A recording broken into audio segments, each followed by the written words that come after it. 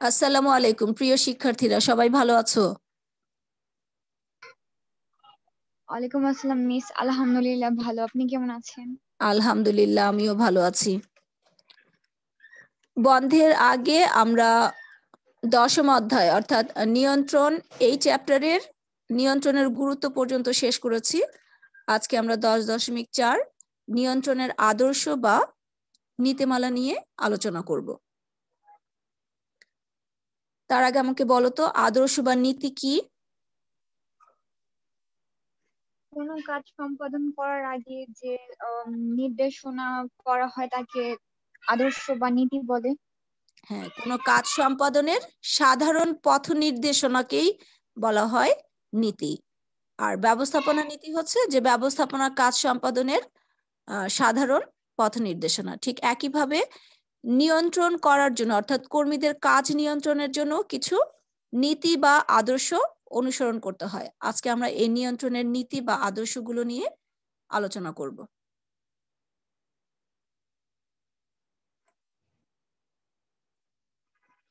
সবাই দেখতে পাচ্ছ?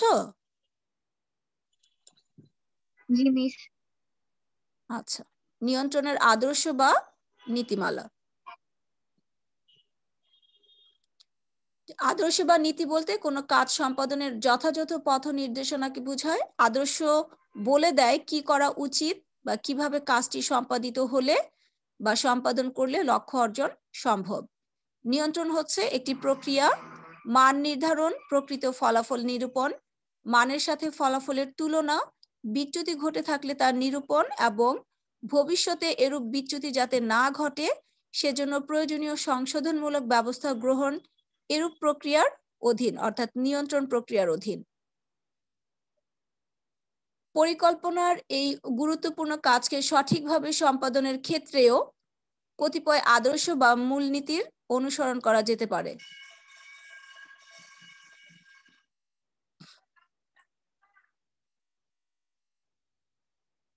আচ্ছা, পরিকল্পনার এই গুরুত্বপূর্ণ কাজ হবে না, এটা নিয়ন্ত্রণের হবে। নিয়ন্ত্রণের প্রথম নীতি হচ্ছে উপযুক্ততার নীতি, প্রিন্সিপাল অফ সুইটেবিলিটি। এরূপ নীতি বলতে অর্থাৎ উপযুক্ততার নীতি বলতে নিয়ন্ত্রণের যথাযথ পদ্ধতিকে যথাযথ ক্ষেত্রে প্রয়োগ করাকে বোঝায়। অর্থাৎ নিয়ন্ত্রণের অনেকগুলো পদ্ধতি আছে, কোন পদ্ধতি কোন ক্ষেত্রে উপযুক্ত সেটা বুঝে প্রয়োগ করাকে বলা হচ্ছে উপযুক্ততার নীতি।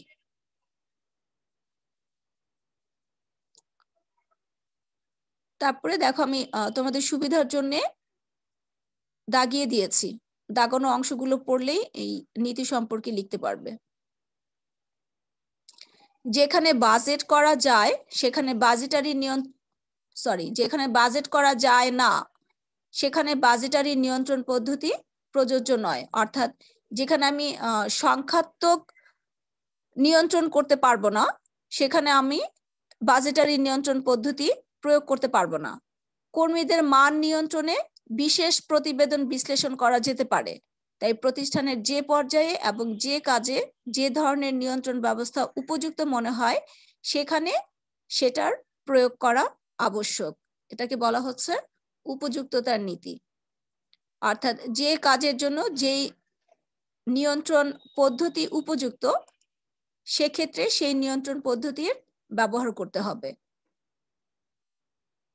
যেমন কর্মীদের মান নিয়ন্ত্রণ করার জন্য সংখ্যাত্মক নিয়ন্ত্রণ সম্ভব নয়, যেমন 1 2 3 4 এভাবে তো কর্মীদের মান নিয়ন্ত্রণ করা যায় না।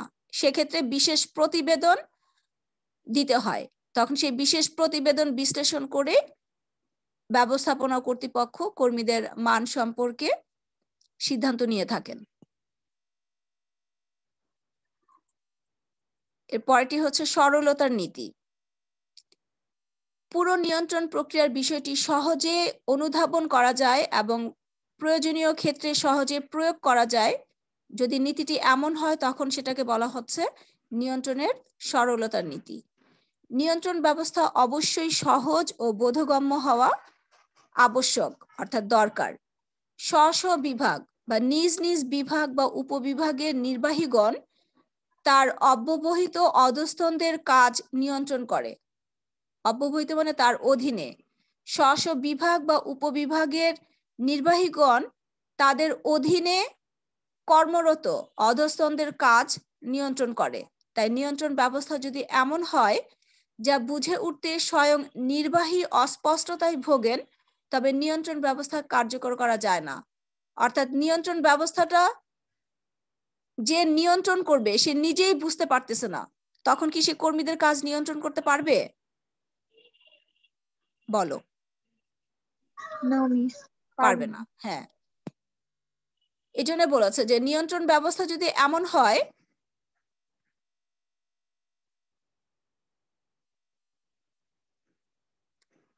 যে স্বয়ং নির্বাহী বুঝে উঠতে পারছেন না, তখন নিয়ন্ত্রণ ব্যবস্থা কার্যকর করা যায় না। এছাড়া নিয়ন্ত্রণ ব্যবস্থা জটিল হলে তা সময় সাপেক্ষ ও ব্যয় সাপেক্ষ হয়, ফলে কার্যকর ফল দিতে পারে না। এই কারণে নিয়ন্ত্রণের নীতি হতে হবে সরল।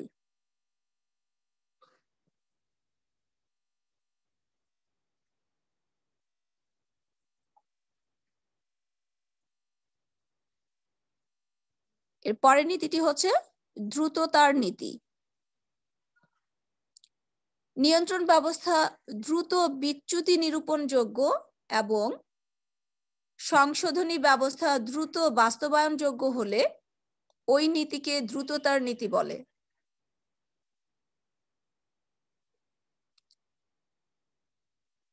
প্রতিষ্ঠানের নিয়ন্ত্রণ ব্যবস্থা এমন হওয়া উচিত যাতে দ্রুত কার্যফল পরিমাপ, বিচ্যুতি নিরূপণ ও সংশোধনমূলক ব্যবস্থা গ্রহণ করা যায়। পরিকল্পনা এমনভাবে নেওয়া উচিত যাতে তাকে বিভিন্ন পর্যায়ে ভাগ করা সম্ভব হয়, ফলে একটি পর্যায় পর্যন্ত কাজ হওয়ার পরেই তা মূল্যায়নপূর্বক বিচ্যুতি নিরূপণ ও প্রয়োজনীয় সংশোধনী ব্যবস্থা গ্রহণ করে পরবর্তী কাজ দ্রুততার সাথে শুরু ও বাস্তবায়ন করা উচিত। অর্থাৎ দ্রুততার নীতির মূল কথা হচ্ছে বিচ্যুতি নিরূপণ করা এবং প্রয়োজনীয় সংশোধনী ব্যবস্থা দ্রুত গ্রহণ করে সেটা যেন বাস্তবায়ন করা যায়, এটাকে বলা হচ্ছে নিয়ন্ত্রণের দ্রুততার নীতি। এর পরের নীতি হচ্ছে নমনীয়তার নীতি। নমনীয়তা কি বলো? এর আগে আমরা এই শব্দটা বহুবার পেয়েছি। পরিবর্তন সিচুয়েশনের পরিবর্তন সময়ের সাথে যে পরিবর্তনটা হয় তাকে নমনীয়তার নীতি বলে।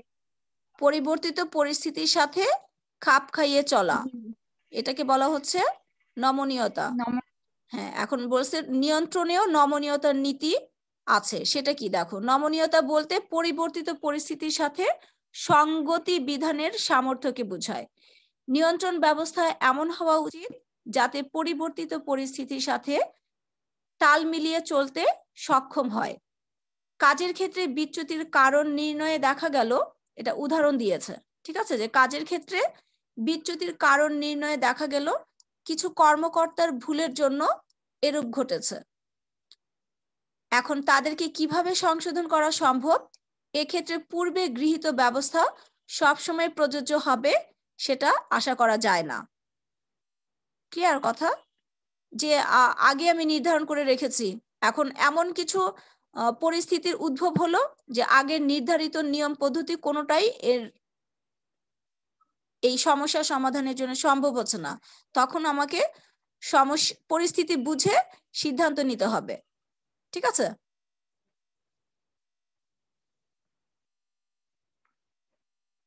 জি মিস। এরপর দেখো ভবিষ্যৎ দর্শনের নীতি, প্রিন্সিপাল অফ ফিউচার লুকিং। নিয়ন্ত্রণ হলো পরবর্তী পরিকল্পনার ভিত্তি। খেয়াল করো আমি আন্ডারলাইন করেছি, এই লাইনটা দিয়ে অনেক সময় প্রশ্ন হয় যে নিয়ন্ত্রণকে পরবর্তী পরিকল্পনার ভিত্তি বলা হয় কেন? ঠিক আছে? জি মিস। বলছে নিয়ন্ত্রণ পরবর্তী পরিকল্পনার ভিত্তি, তাই নিয়ন্ত্রণ ব্যবস্থা এমন হওয়া দরকার যাতে তা ভবিষ্যৎ করণীয় সম্পর্কে সঠিক দিক নির্দেশনা দিতে সক্ষম হয়। উৎপাদনের লক্ষ্যমাত্রা অর্জিত না হওয়ার পিছনে কোনো একটি বিভাগের দায় নিরূপণেই যথেষ্ট নয়। উক্ত বিভাগ কেন তাদের উপর অর্পিত দায়িত্ব পালনে ব্যর্থ হয়েছে, ভবিষ্যতে এরূপ অবস্থা যাতে কোথাও না ঘটে এজন্য ঊর্ধ্বতন ও সংশ্লিষ্ট নির্বাহীদের কি করা উচিত, নিয়ন্ত্রণ ব্যবস্থায় তারও দিক নির্দেশনা থাকা আবশ্যক। এটা একটা উদাহরণ দিয়েছে, হ্যাঁ, যে উদাহরণস্বরূপ উৎপাদনের লক্ষ্যমাত্রা অর্জিত না হওয়ার পিছনে কোনো একটি বিভাগের দায় নিরূপণেই যথেষ্ট নয়। যে উৎপাদনের লক্ষ্যমাত্রা অর্জিত হলো না, যে কোনো একটা বিভাগকে দায়বদ্ধ করা হলো, কিন্তু এটা যথেষ্ট না নয়, এখানে একটা কমা হবে। হ্যাঁ, উক্ত বিভাগ কেন তাদের উপর অর্পিত দায়িত্ব পালনে ব্যর্থ হয়েছে, ভবিষ্যতে এরূপ অবস্থা যাতে কোথাও না ঘটে, অর্থাৎ অন্য কোনো বিভাগে যাতে না হয় সেজন্য ঊর্ধ্বতন এবং সংশ্লিষ্ট নির্বাহীদের কি করা উচিত, নিয়ন্ত্রণ ব্যবস্থায় সেই বিষয়েরও দিক নির্দেশনা থাকা আবশ্যক। ফলে তা পরবর্তী পরিকল্পনার ভিত্তি হিসেবে গণ্য হতে পারে।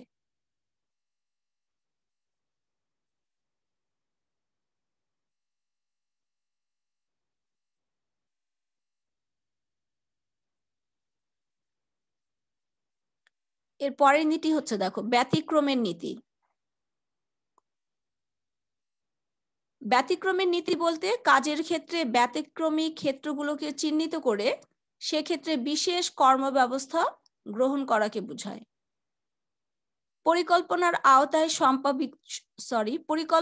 আওতায় সম্পাদিত সকল ক্ষেত্রে বিচ্যুতির সম্ভাবনা থাকে না, আবার বিচ্যুতির ফলাফলও সকল ক্ষেত্রে সমান হয় না। তাই যে সকল ক্ষেত্রে বিচ্যুতির ফলাফল সামগ্রিক পরিকল্পনা বাস্তবায়নে বড় ধরনের বিচ্যুতির সৃষ্টি করে সেগুলোকে চিহ্নিত করে সেখানে বিশেষ নিয়ন্ত্রণ ব্যবস্থা গ্রহণ করতে হয়।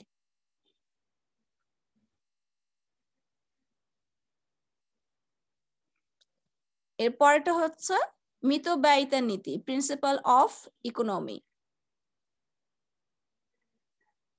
এরূপ নীতি বলতে, অর্থাৎ মিতব্যয়িতার নীতি বলতে সর্বোচ্চ কম খরচ ও ব্যয়ে কাজের ক্ষেত্রে যথাযথ নিয়ন্ত্রণ ব্যবস্থা আরোপকে বোঝায়। অনেক সময় দেখা যায় মান নির্ধারণ, প্রকৃত কাজের ফল মূল্যায়ন, বিচ্যুতি নিরূপণ ও সংশোধনমূলক ব্যবস্থা গ্রহণে অপ্রয়োজনীয় সময় ও অর্থ ব্যয় করা হয়।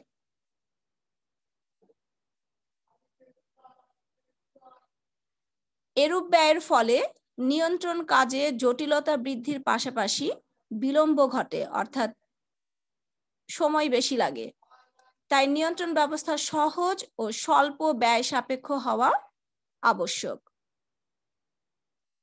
আচ্ছা, এখানে দেখো, কম খরচে ও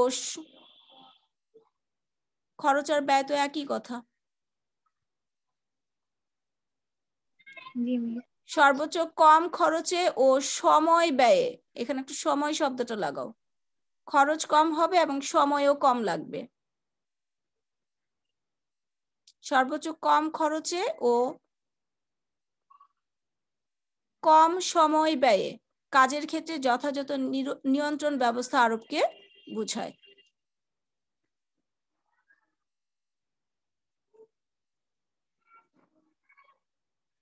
এটা বুঝতে পেরেছো মিতব্যয়িতার নীতি? যে অনেক সময় দেখা যায় মান নির্ধারণ, প্রকৃত কাজের ফল মূল্যায়ন, বিচ্যুতি নিরূপণ ও সংশোধনমূলক ব্যবস্থা গ্রহণে অপ্রয়োজনীয় সময় এবং অর্থ ব্যয় করা হয়। এর ফলে নিয়ন্ত্রণ কাজের জটিলতা বৃদ্ধির পাশাপাশি বিলম্ব ঘটে। তাই নিয়ন্ত্রণ ব্যবস্থা সহজ ও স্বল্প ব্যয় সাপেক্ষ হওয়া উচিত।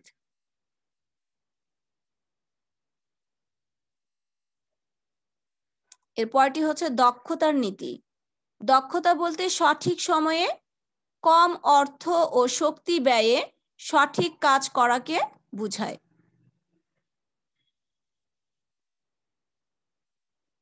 এই লাইনটা দেখো আন্ডারলাইন করেছি, জ্ঞানমূলক প্রশ্নের উত্তর হিসেবে লিখতে পারবে যে দক্ষতার নীতি কি।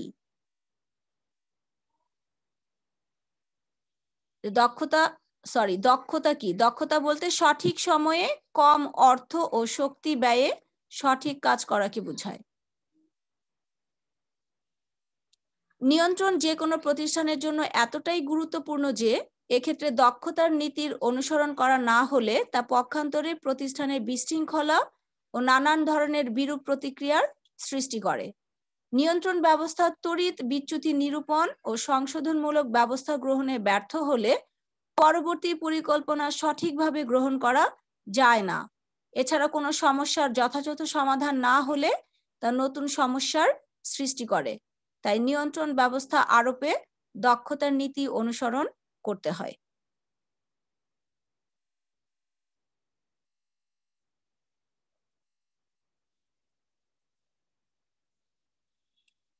ঠিক আছে, এই ছিল আমাদের নিয়ন্ত্রণের আদর্শ বা নীতিমালা। প্রতিটা আদর্শ বা নীতিমালা সম্পর্কে ধারণা রাখবা। প্রতিটা নীতি দিয়েই অনুধাবনমূলক প্রশ্ন অথবা প্রয়োগের প্রশ্ন হতে পারে। এরপর আমরা পড়ব নিয়ন্ত্রণ প্রক্রিয়ার পদক্ষেপ। চিত্রটা খেয়াল করো। নিয়ন্ত্রণ প্রক্রিয়ার পদক্ষেপ কয়টি? 5টি। দেখো নিচ থেকে উপর দিকে উঠে গেছে অ্যারো চিহ্ন। প্রথমে আদর্শ মান নির্ধারণ করতে হবে, তারপরে কার্যফল পরিমাপ করতে হবে, অর্থাৎ কাজের ফল পরিমাপ করতে হবে, আদর্শ মানের সাথে সম্পাদিত কাজের ফলের তুলনা, বিচ্যুতির কারণ নির্ণয় ও মূল্যায়ন, এবং সর্বশেষ ধাপটি হচ্ছে সংশোধনমূলক ব্যবস্থা গ্রহণ।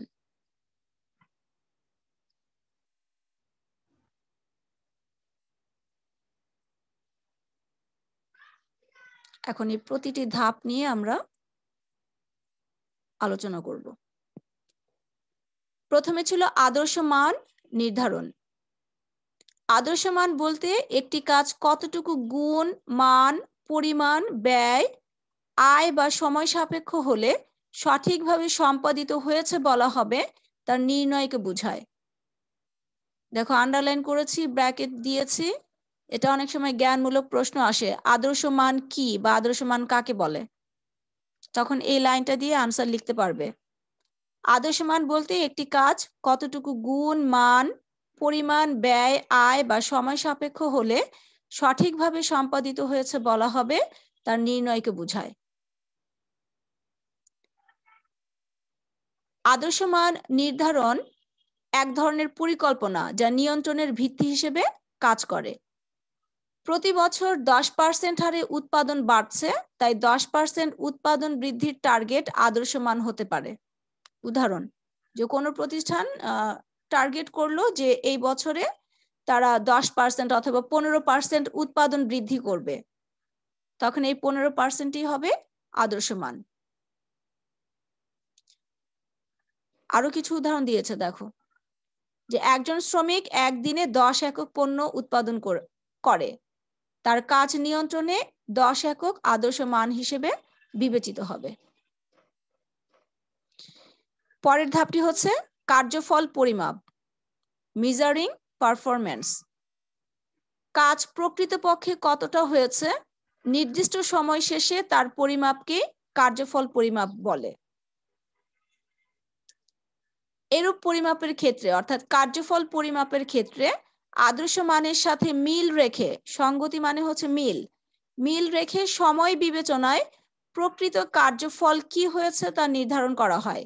এরূপ পরিমাপে যদি কোনো ভুল থাকে তবে তা প্রকৃত বিচ্যুতি প্রকাশ করে না।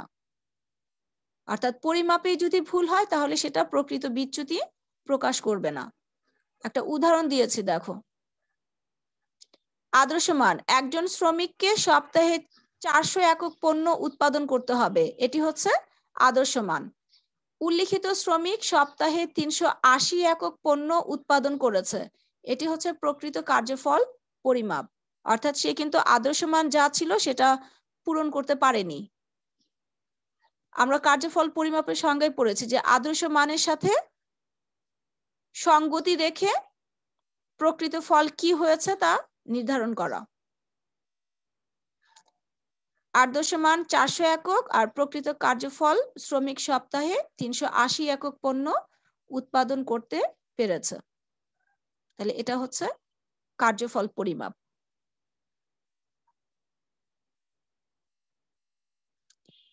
আদর্শ মানের সাথে সম্পাদিত কার্যফলের তুলনা, নিয়ন্ত্রণের মুখ্য বা মূল উদ্দেশ্য হলো ত্রুটি বা বিচ্যুতি নির্ণয় পূর্বক প্রয়োজনীয় সংশোধনমূলক ব্যবস্থা গ্রহণ করা। এই বিচ্যুতি নিরূপণে আদর্শ মানকে ভিত্তি হিসেবে বিবেচনা করা হয়। এরূপ তুলনার ক্ষেত্রে সংখ্যাত্মক বিচ্যুতি নিরূপণের চেষ্টা করা হয়। যেমন একটি উৎপাদন কেন্দ্রে সপ্তাহে 100 একক পণ্য উৎপাদিত হয়, দেখা গেল নির্দিষ্ট সপ্তাহে উৎপাদন হয়েছে 80 একক। এক্ষেত্রে নিম্নোক্ত সমীকরণের মাধ্যমে বিচ্যুতি নিরূপণ করা যায়। কার্য বিচ্যুতি সমান সমান প্রকৃত কার্যফল মাইনাস আদর্শ মান। এটা হচ্ছে সূত্র, প্রকৃত কার্যফল বিয়োগ করতে হবে আদর্শ মান। এই উদাহরণে দেখো, নির্দিষ্ট সপ্তাহে উৎপাদন হয়েছে 80 একক, অর্থাৎ এটা হচ্ছে প্রকৃত কার্যফল 80 একক। আর আদর্শ মান ছিল যে সপ্তাহে 100 একক পণ্য উৎপাদিত হয়, তাহলে এই 100 একক ছিল আমার আদর্শ মান। 80 একক মাইনাস 100 একক, বিচ্যুতি হচ্ছে মাইনাস 20 একক।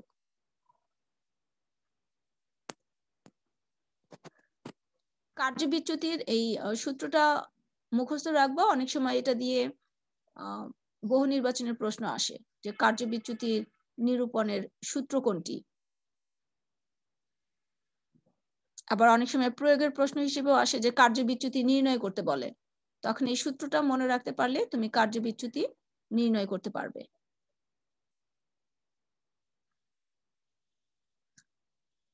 বিচ্যুতির কারণ নির্ণয় ও মূল্যায়ন।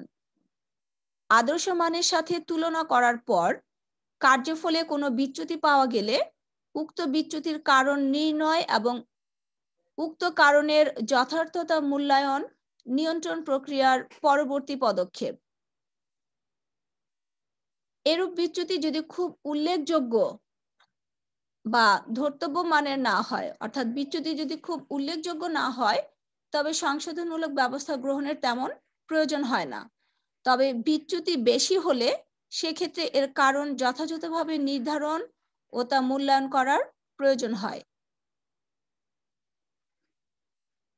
এরূপ কারণ ইতপূর্বে উদ্ঘাটনযোগ্য ও সংশোধনযোগ্য ছিল কিনা তাও এই পর্যায়ে দেখতে হয়, অর্থাৎ বিচ্যুতির কারণ এর আগেও ঘটেছে কিনা এবং এই ধরনের কারণ সংশোধন করা হয়েছে কিনা সেটাও এই পদক্ষেপে বা এই পর্যায়ে এসে দেখতে হয়। কারণ একাধিক হলে মুখ্য কারণ কোনটি, আচ্ছা এখানে বোঝার জন্য এই কয়টি শব্দ আমি কেটে দিয়েছি, দেখো বা কারণের পরম্পরাও দরকার নেই, এই তিনটা শব্দ কেটে এখানে তা লিখবা, তয় আকার। কারণ একাধিক হলে মুখ্য কারণ কোনটি তা নির্ধারণের প্রয়োজন পড়ে। কারণ কতটা সংশোধনযোগ্য বা সংশোধনের ক্ষেত্রে কতটা সময়, অর্থ ও সামর্থ্য ব্যয় আবশ্যক তাও গুরুত্বের সাথে দেখতে হয়। অর্থাৎ বিচ্যুতির কারণ নির্ণয় ও মূল্যায়ন, এই পয়েন্টের ব্যাখ্যা আমরা প্রথমে এইটুকু পড়বো, পরে এইটুকুন পড়লেই হয়ে যাবে। যে আদর্শ মানের সাথে তুলনা করার পর কার্যফলে কোনো বিচ্যুতি পাওয়া গেলে উক্ত বিচ্যুতির কারণ নির্ণয় এবং উক্ত কারণের যথার্থতা মূল্যায়ন নিয়ন্ত্রণ প্রক্রিয়ার পরবর্তী পদক্ষেপ।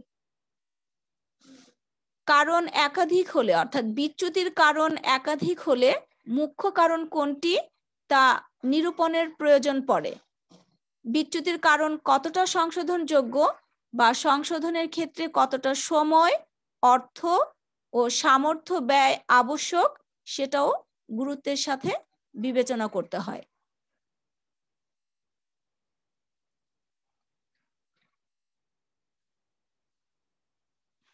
নিয়ন্ত্রণ প্রক্রিয়ার সর্বশেষ পদক্ষেপ সংশোধনমূলক ব্যবস্থা গ্রহণ, টেকিং কারেক্টিভ অ্যাকশনস।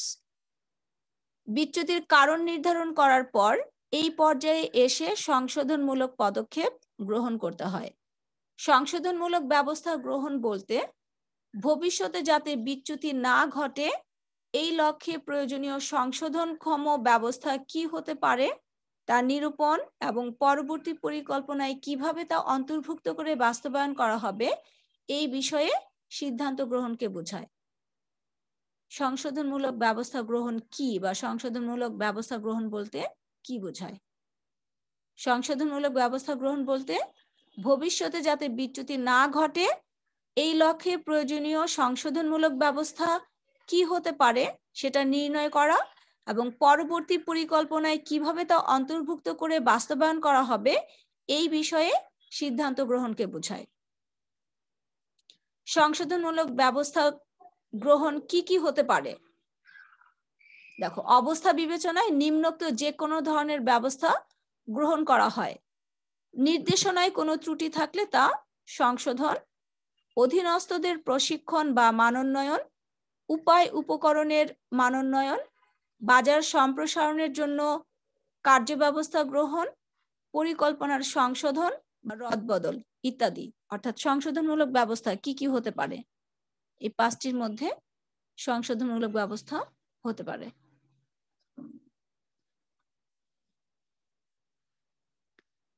এই ছিল আজকে আমাদের পড়া। আজকের পড়ার মধ্যে কোনো সমস্যা থাকলে বা কোনো পয়েন্ট বুঝতে না পারলে আমাকে বলতে পারো।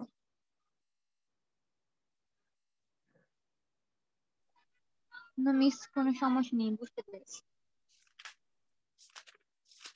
বুঝতে পেরেছো? জি মিস।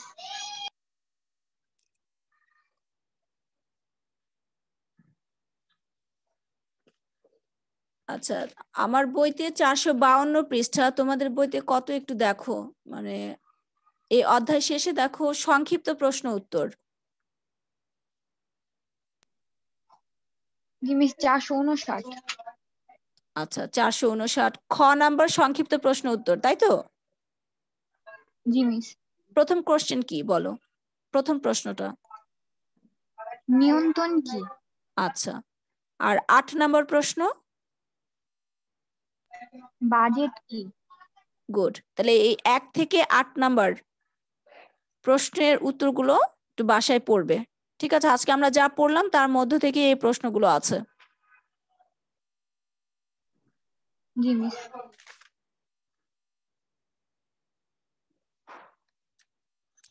অনুধাবনের প্রশ্নে যাও। অনুধাবনের প্রশ্ন আজকে আমরা যা পড়েছি তার মধ্যে দেখো 5 নাম্বার, নিয়ন্ত্রণ পরবর্তী পরিকল্পনার ভিত্তি বিবেচিত হয় কেন, ব্যাখ্যা করো। জি মিস।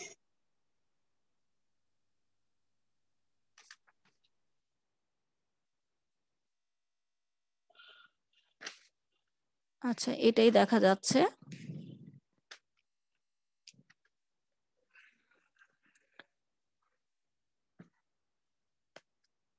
আজকে যা পড়েছি তার মধ্যে থেকে একটু দেখো তো, আমার বইটা অবশ্য পুরনো, 19 সালের কোশ্চেন নাই, তোমাদের বইতে থাকবে, দেখো 2019-এ কোনো কোশ্চেন এসছে কিনা। আজকে আমরা যা পড়লাম নিয়ন্ত্রণের নীতি আর পদক্ষেপ এর মধ্য থেকে।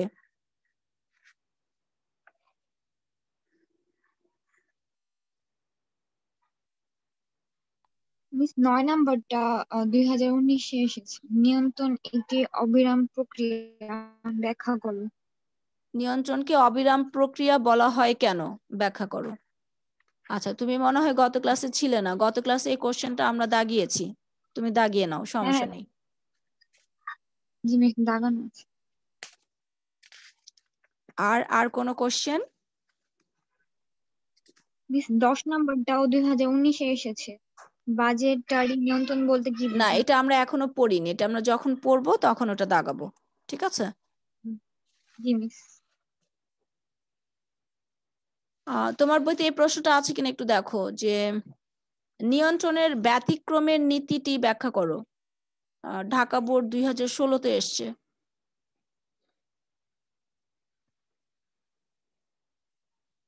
আছে? না মিস। নাই? আচ্ছা, তাহলে বইয়ের কোথাও একটু লিখে রাখো, নিয়ন্ত্রণের ব্যতিক্রমের নীতিটি ব্যাখ্যা করো।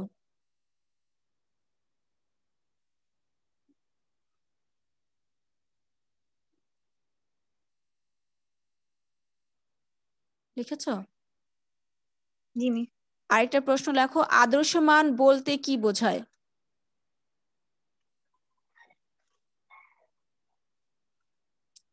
জি মিস, আদর্শমান বলতে কি বোঝায়? লিখেছি।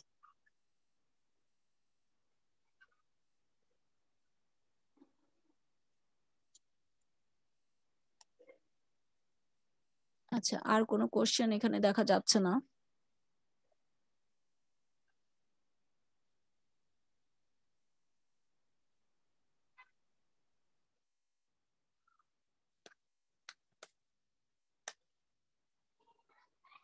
আচ্ছা, নিয়ন্ত্রণ কি আগে আমাকে এটা বলো। নিয়ন্ত্রণ কাকে বলে?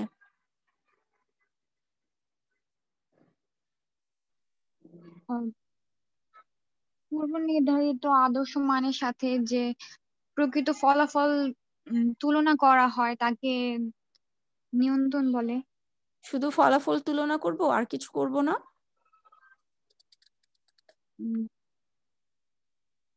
বিচ্যুতি সংশোধনের কার্যক্রমে যে ব্যবস্থা বিশেষ নেওয়া হয়। তাহলে গুছিয়ে বলো কি হবে।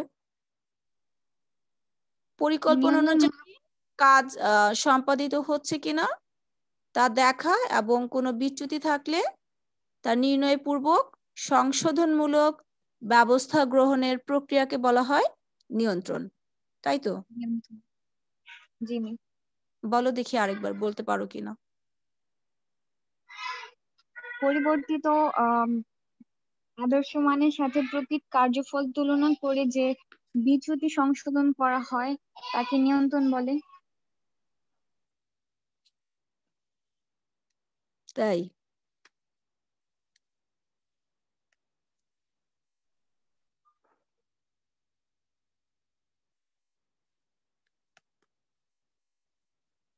আদর্শ মান কি বলো? আজকে আমরা পড়েছি আদর্শ মান।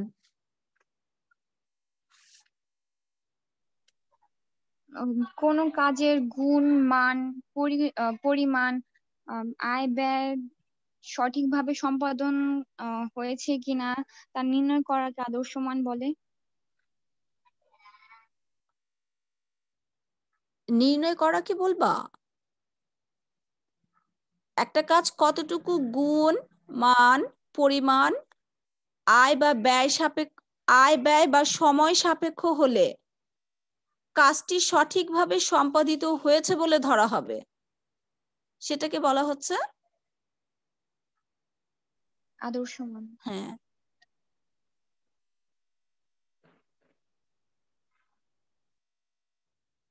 নিয়ন্ত্রণের পদক্ষেপ কয়টি?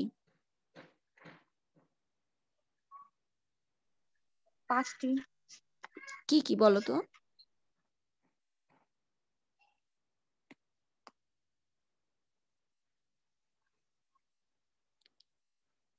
নিয়ন্ত্রণের পদক্ষেপ 5টি, সেই 5টি পদক্ষেপের নাম বলো।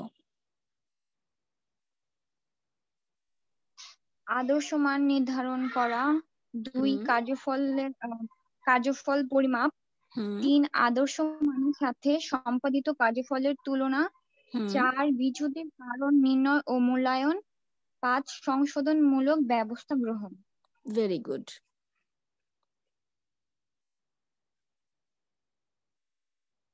ঠিক আছে, আজকে আমরা যতটুকু পড়লাম বাসায় আরেকবার পড়বা, হ্যাঁ?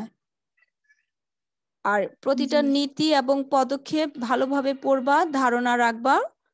প্রতিটা পয়েন্ট দিয়েই অনুধাবনের প্রশ্ন হতে পারে, ঠিক আছে? নেক্সট ক্লাসে ইনশাআল্লাহ আমরা নিয়ন্ত্রণের কৌশল নিয়ে আলোচনা করব। আজকে এখানে আমার ক্লাস শেষ করছি। সবাই ভালো থেকো। আল্লাহ হাফেজ। আসসালামু আলাইকুম মিস। ওয়ালাইকুম আসসালাম।